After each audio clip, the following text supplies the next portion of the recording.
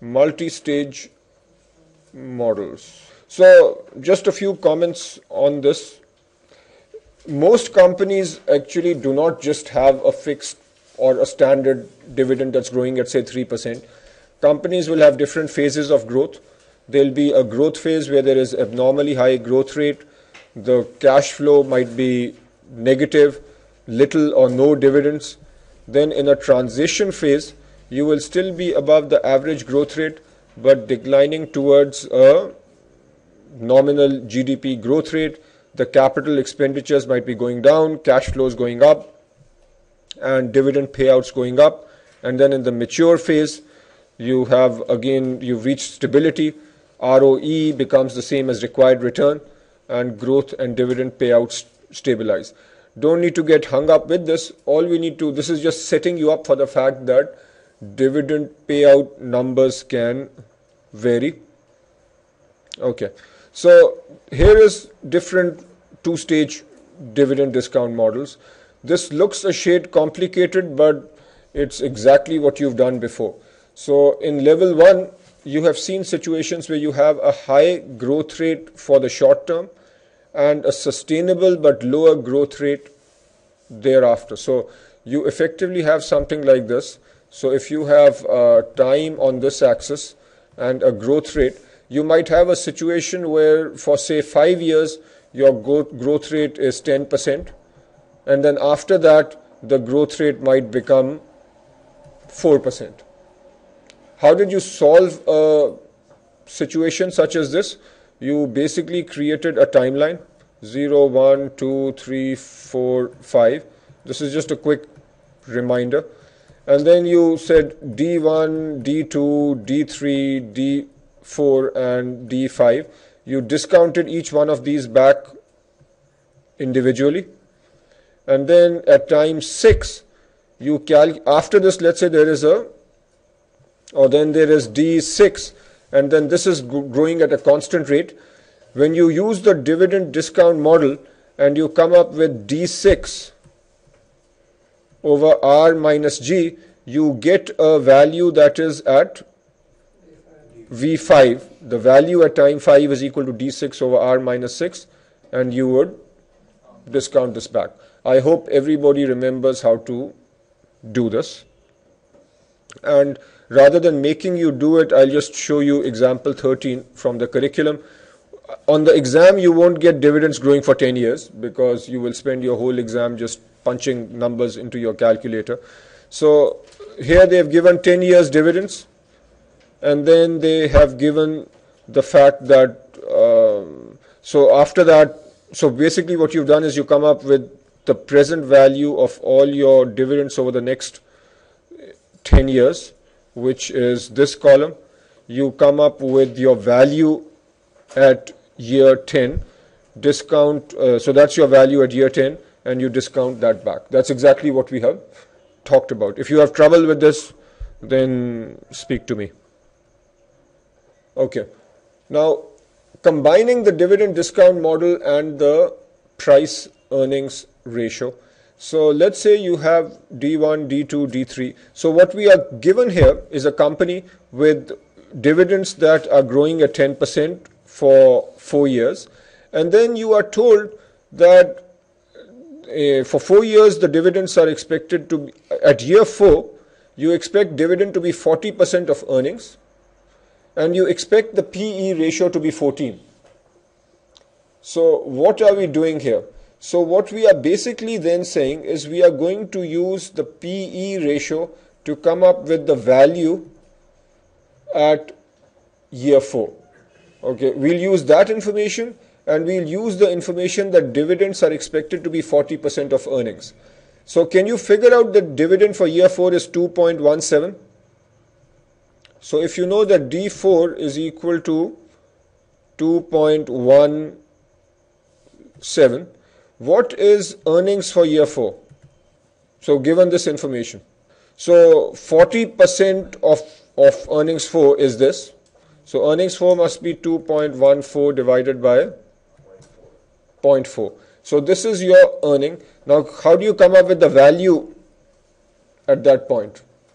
It's going to be this number multiplied by 14 because you are given your multiple. So you are combining dividend discount model with the, is this, we are not told, so this is the PE ratio, so you just come up with the value. So what's the value? It is 14 times this number, and then that number, so 14 times this number is 75.84. What do we do with this? We come up with the present value at time 0, and you take the present value of all the dividends, you sum all these up, and you get 56.72. All right. So this is simple. If you are forced to use the DDM to value a non-dividend paying stock, what can you do? Okay, actually, would you ever buy, people who justify the dividend discount model, would you ever buy a share if I told you, look, here is a share of my company, give me some money for it, and I'll never pay you a dividend? Okay, actually, but the price appreciation, somebody else will buy it from you at a higher price. Will somebody else buy it from you at a higher price if he's not ever expecting a dividend? No. So the point is that the only reason you will buy a stock is ultimately somebody is expecting some dividend out of it.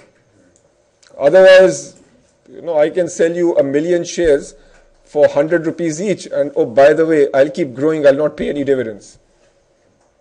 Okay, so nobody will buy that. So just the justification for dividend discount model is that ultimately dividends will be paid. So you can't use it if you can't estimate how much those dividends will be. But if you are forced to use the model, you then create or come up with some estimate of ultimately what the dividend will be. If I start paying you dividends after 10 years, then you make an assumption about what that dividend will be, how it will grow, and you discount it back. And all this problem is doing is saying, begin with a payment of $1 5 years from now. The dividend is expected to grow at 5% after that. So all we are saying is that the dividend is starting after 5 years. So then you can value the company in the future and then discount that value back to the present. Okay. So now we'll go over the H model, and this is fairly straightforward. Let me just set the context. So the basic two-stage dividend discount model assumes a high growth rate for the supernormal growth period followed by a constant normal growth rate. In reality, transition to mature growth phase is generally smoother. So what this point is saying is that we make this assumption that over time, first we have a high growth rate. So if this is time and this is growth rate, we make an assumption about a high growth rate, and suddenly we drop down to a low growth rate. What the H model basically tries to do is something like this. So this is your classic two-stage, or we can call it the supernormal growth for a few years, followed by this sustainable growth rate. And here we have the H model, where we assume, say, a high growth rate of 20% initially, which comes down to, say, maybe 6% over, let's say, 8 years. And then after that, we have a sustainable rate of 6%. So with the H model, we assume a smooth transition from the high growth rate to the stable long-term or constant growth rate. Okay. Now here is a formula that you must learn, and I will help you memorize this formula. Okay, now let's see how to memorize this and what each one of these terms mean. If you have a growth rate, so this is time and this is growth rate. If you have a constant growth rate at, say, 6%, then what is the value of this stock at time 0?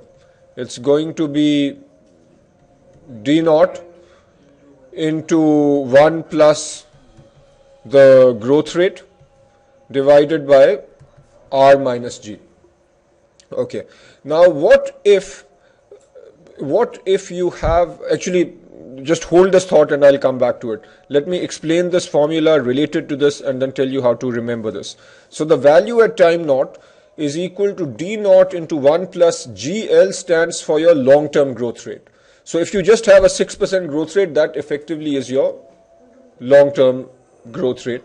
So GL stands for your long-term growth rate, and so this formula, this part should look familiar. D naught, you know, is your initial dividend. H stands for your half. Okay, let me just show graphically what H stands for. So if you have a situation like this where initially your growth rate, let's say, is 14%, and then over, let's say, 8 years time, the growth rate smoothly comes down to 6%, and then it keeps going on. So in this simple representation, what is your long-term growth rate? So GL is equal to 6%.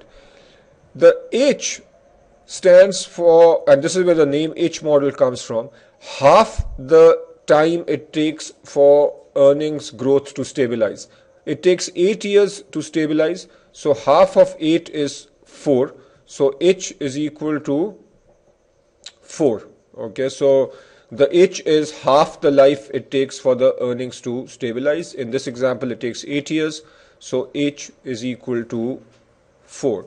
So look at the rest of the formula. What is S?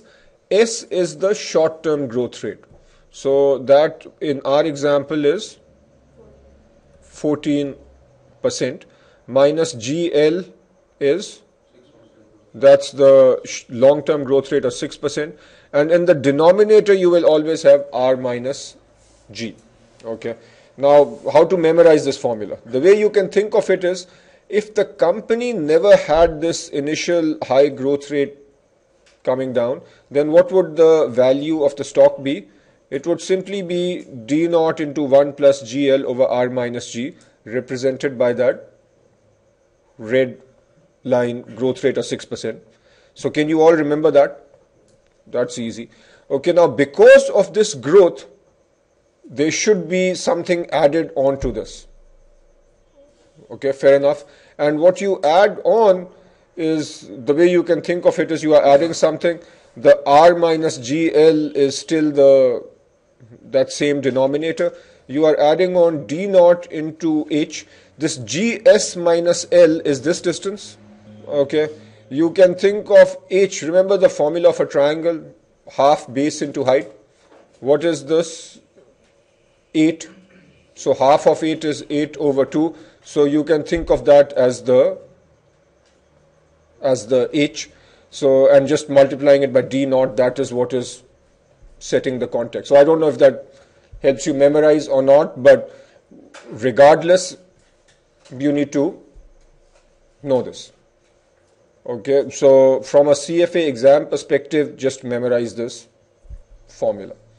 Okay, you need it from an exam perspective. My personal editorial comment, unsolicited, but personally I don't see the point of all this, because on an Excel spreadsheet you are just going to put in all these dividend numbers, and from here on you'll assume the perpetual growth, and in the real world you are not going to solve using a H model. I think the CFA Institute, for historical reasons, wants you to just know that this is how it happens. Okay, so in the real world you will use Excel. In the exam world you don't have Excel, so use the H model. Okay, know the formula. All right, so let's see if that wonderful explanation helped you remember the H model. Okay, so apply that over here. You are given the share price, but you need to find the value and then determine whether this is overvalued or undervalued. Okay, so this is not hard. Just all I want you to do is make sure you know the formula. So the first part is exactly what you have learned from the regular Gordon growth formula, and then the second part you kick in the H. It should be easy to remember that it is GS minus GL. How will you remember it's GS minus GL and not the other way around? because GS will always be larger. That's how I remember. And what do you remember about the denominator? It's the same. After that, it's just plug and play. So plug in your D0, GL. I can just do this a few times and you'll be good at this. And this is a high probability question on your exam. The other reason this is important is in your future readings where you are doing free cash flow to equity, free cash flow to firm, even residual income. Do you think the same formula can apply? Exact same. This is simply mathematics. It is discounting your future cash, whether that future cash is a dividend or a free cash flow to firm or free cash flow to equity. If you have a model that looks like growth rate coming down and then stabilizing, then just use the H model no matter what the cash flow is. Okay, so that's why we are spending some time on this now. Later on, I'll assume that you just know this. Okay, now if we have two-stage models, then why not three-stage models? And fortunately for us, we get to the three-stage model and then we stop. And again, my side unsolicited editorial remark is, I don't see the point of all this when we'll all do it in Excel anyway. But for reasons better known to the CFA, you need to learn how to do this.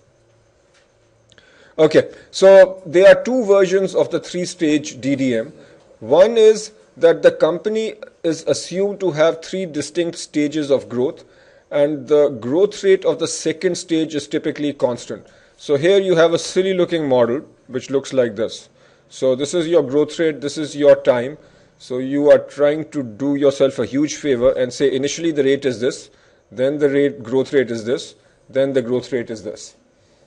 Okay, so the example, I'm not even going to spend time on this, just an excerpt from example 17 that illustrates this. The current required return on IBM is 12%. Dividends will grow at 14% for 2 years. So you can say 14% for 2 years. Then for the next 2 years, 12%. So then it will grow at 12% for a couple of years. And then, 14% for the next 2 years. 12% for the following 5 years. So this is 12% till year 7. And then 10.2% thereafter. Okay, can you easily solve this? Okay, you can just figure out you know how to do this. If you really like annuities, you can do it like an annuity. There are many ways to do this, which I assume you can do. The other slightly more interesting model is like this. So here you assume a supernormal growth for some time, and then it tapers down to another level and then goes like this. Okay, so how do you think you will solve something like this? Yeah, exactly. So again, once you've figured out the basics, it's just fancy terms, fancy models, but underlying nothing but present value of future cash flows. So based on the H model, what will you do? Just a quick conceptual point. When you do the H model, the value at time 0. So here is a check. So let's say you have something like this. When you use the H model and you come up with the value, will the value be at this point? Let's say this is year 5. Will, using the formula that you just learned, will the value be at year 5 or year 4? Yeah, so the value will be at year 5 because in the formula we'll have this dividend times 1 plus that initial high growth rate. So this is different from typically what you are used to, where you see that V naught is equal to D1 over R minus G. Here, the way the formula has been learned, the value will be at year 5, and then you discount it back 5 years, and then you take, will you take this dividend at year 5 and also discount that? Or will that be built into the value at year 5 that you find? Yeah, so the D5 has to be discounted separately. The V5, the value at year 5, includes future dividends, not the D5. And I can assure you in your multiple choice answers, they'll be checking for this little quirk. So make sure you practice it.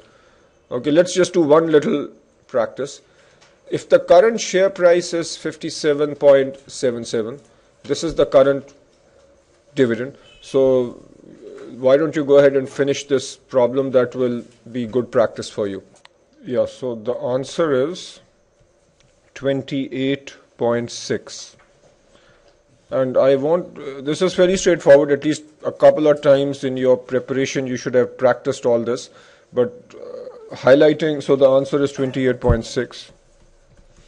The key points, again, just to highlight, so this is, and this is how I suggest you do this on an exam. If you do get this on an exam, there'll be probably 2 or 3 questions based on something like this.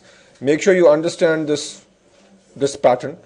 Then understand that V5 is the value at 0.5 based on this formula, that V5 and D5 don't get confused. So the value at time 5 is based on the dividend at time 5, end of year 5.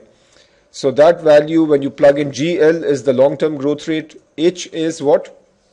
Is 5. So it is half of this period. GS is your short-term growth rate of 12%. L is 7.5%. R you figured using CAPM from here. Why are they using the 20-year bond?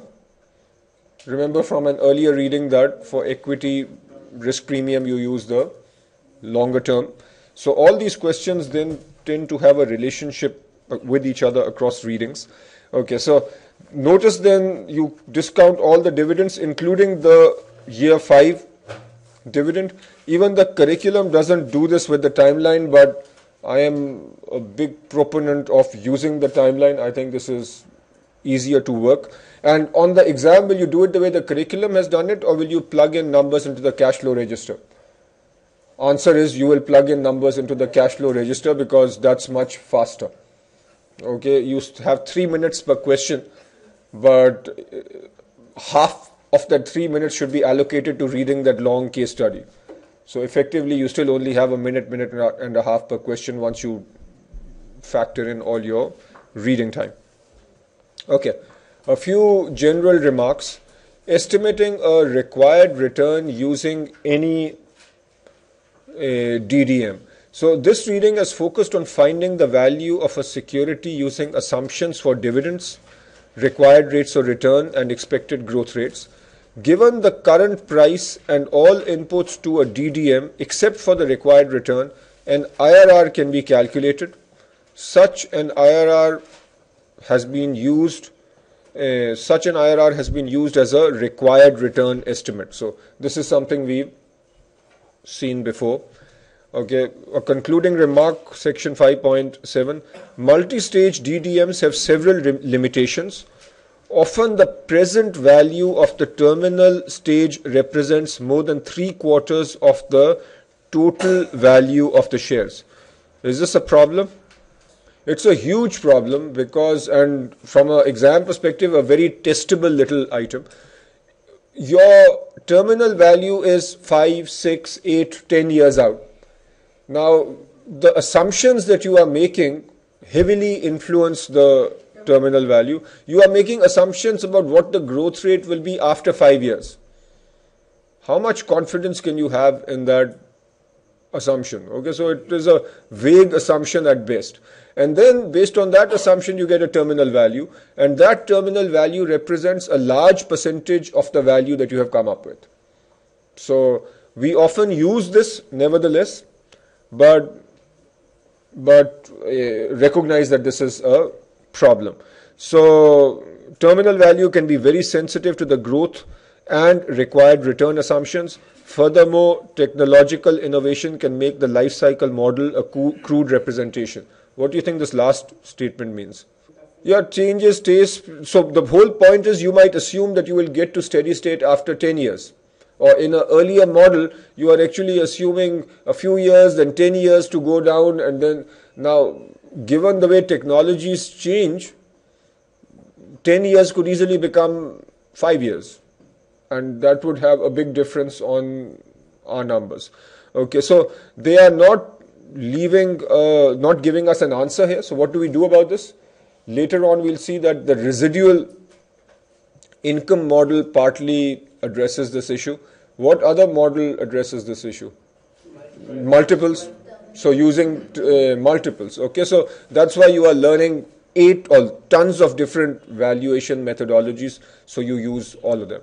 But nevertheless, the present value of discounted cash flows remains the most theoretically, I should call it, it's the most elegant model, even though it has its limitations. And this also explains, if you ever wonder why stock prices change so much, if you just make a minor change in your assumption about the growth rate based on some new piece of information, that can have a big change on your stock price. Okay. Okay. So there's a question on the return based on the H model. So I really don't think you need to learn that, as long as you understand the concept that all you are saying there is that assuming that the stock is fairly valued, you can plug in all your numbers and you'll have one equation, one unknown. The unknown is R, so you can calculate R out of that. Okay, I don't think conceptually they are checking anything new, so I really doubt they will expect you to remember. But if by some strange chance the examiner had a bad day and he wants to give you that question, what will you do? You can just plug in all the numbers, leave R as the unknown, and then either plug and play or figure out a way of calculating R. I would not recommend memorizing the formula unless you are really good at memorizing formulas. Okay. Now we are nearly towards the end of this reading. The financial determinants of growth rates. So this is really basic. This is an example from an earlier section, but I'm putting it here because I think it's relevant. Here is something that you should remember, is the growth rate is approximated, and this is the sustainable long-term growth rate, is approximately equal to your retention ratio multiplied by ROE. And the quick logic is that if you have a company with a high retention, chances are that's growing faster, and a company with a high return on equity, that has a higher rate. So this is a basic formula. Is this exact? No, it's just an approximation for your long-term sustainable growth rate.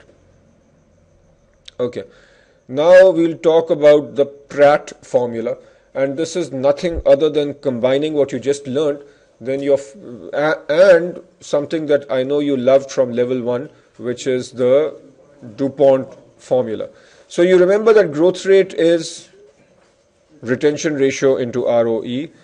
You know that ROE can be broken into, so ROE is net income over shareholders' equity, which is the same thing as net income over total assets times total assets over shareholders' equity. This and this cancel out.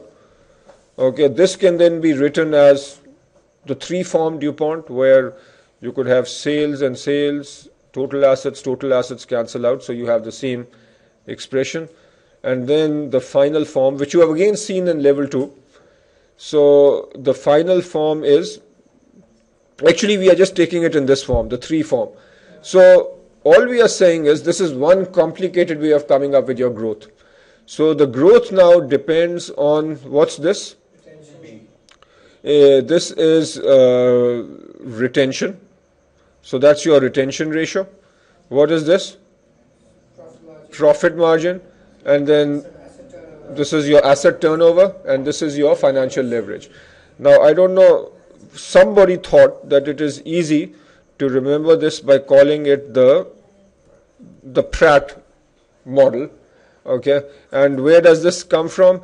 The net income over dividends is your retention ratio. The net income over sales is your profitability. The sales over total assets is your asset turnover ratio.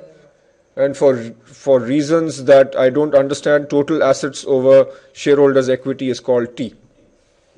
Okay, so this is your Pratt model. So you can now, why are we doing this Pratt model? So the logic is that earlier you just had this growth rate is retention ratio into ROE. Now you can say that what are the determinants of growth? Profitability, how much a company retains, how efficient the company is at using its assets. So the asset turnover ratio measures what? the efficiency, how much sales is it generating per unit of asset, and leverage. Okay, so this one is slightly counterintuitive, but I think the word Pratt will stick in everybody's head. If it doesn't stick, all you do is growth rate is retention ratio times ROE, and decompose ROE into the three components. Okay, this is the last segment. I don't think this is testable, but it's very useful and probably something you already know.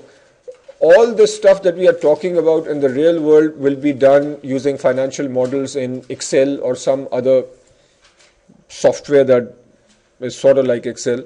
So this is done for you.